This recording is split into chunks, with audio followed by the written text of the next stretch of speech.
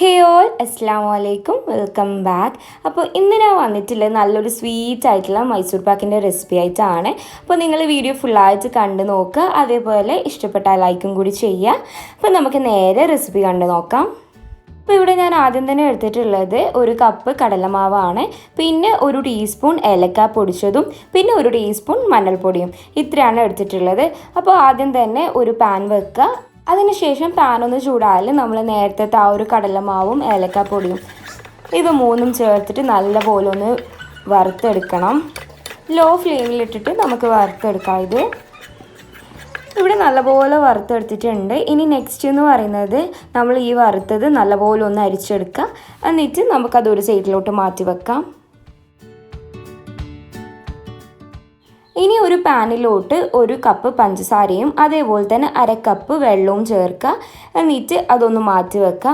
അതേപോലെ തന്നെ ഈ ഒരു ടൈം വേറൊരു പാനിലോട്ട് അര കപ്പിൽ നിന്ന് കുറച്ച് കുറഞ്ഞിട്ട് നെയ്യും അതേപോലെ തന്നെ അര കപ്പ് സൺഫ്ലവർ ഓയിലും ഇവ രണ്ടും ചേർത്ത് കൊടുക്കുക.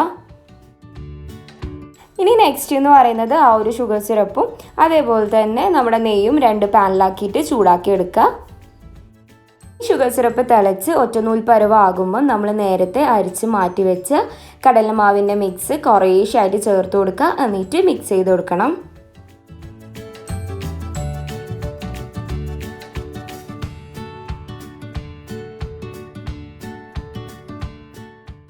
ഇനി ഷുഗർ സിറപ്പും അതേപോലെ തന്നെ കടലമാവും നല്ലപോലെ ഒന്ന് മിക്സായി കഴിഞ്ഞാൽ നമ്മൾ നേരത്തെ ചൂടാക്കാൻ വെച്ച ആ നെയ്യിൻ്റെ കൂട്ട് കുറേശ്ശായിട്ട് ചേർത്തിട്ട് നല്ലപോലെ ഒന്ന് മിക്സ് ചെയ്തിട്ട് യോജിപ്പിച്ചെടുക്കണം.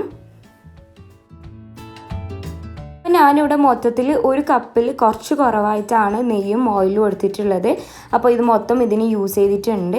അപ്പോൾ ഈ ഒരു കൺസിസ്റ്റൻസി ആയാലും നമുക്ക് ഫ്ലെയിം ഒന്ന് ഓഫ് ചെയ്യാം. എന്നിട്ട് ഒരു പാനിൽ നല്ലപോലെ ഓയിൽ തടവിയിട്ട് ആ ഒരു പാനിൽ തട്ടിക്കൊടുത്താൽ മതി. ഇത്രയേ ഉള്ളൂ. വളരെ എളുപ്പമായിട്ടും സിമ്പിളായിട്ടും ഉണ്ടാക്കാൻ പറ്റുന്ന മൈസൂർ പാക്കിൻ്റെ റെസിപ്പിയാണ്. അതേപോലെ തന്നെ നിങ്ങൾ ഇത് പാനിലോട്ട് മാറ്റിയാൽ ഒരു 5-10 മിനിറ്റ് കഴിഞ്ഞപാടും ഒന്ന് കട്ട് ചെയ്തെടുക്കണം. അപ്പോൾ ഞാൻ കട്ട് ചെയ്യാൻ ലേറ്റ് ആയതുകൊണ്ട് തന്നെ കുറച്ച് ബുദ്ധിമുട്ടിന് ഇത് കട്ട് ചെയ്തെടുക്കാൻ. അപ്പോൾ നിങ്ങൾക്ക് വീഡിയോ ഇഷ്ടപ്പെട്ടാൽ ലൈക്ക് ചെയ്യുക, അതേപോലെ തന്നെ ഷെയർ ചെയ്യുക. പിന്നെ ചാനൽ സബ്സ്ക്രൈബ് ചെയ്യാണ്ടാണ് കാണുന്നതെങ്കിൽ ഒന്ന് സബ്സ്ക്രൈബ് ചെയ്ത് സപ്പോർട്ടും കൂടി ചെയ്യുക. താങ്ക്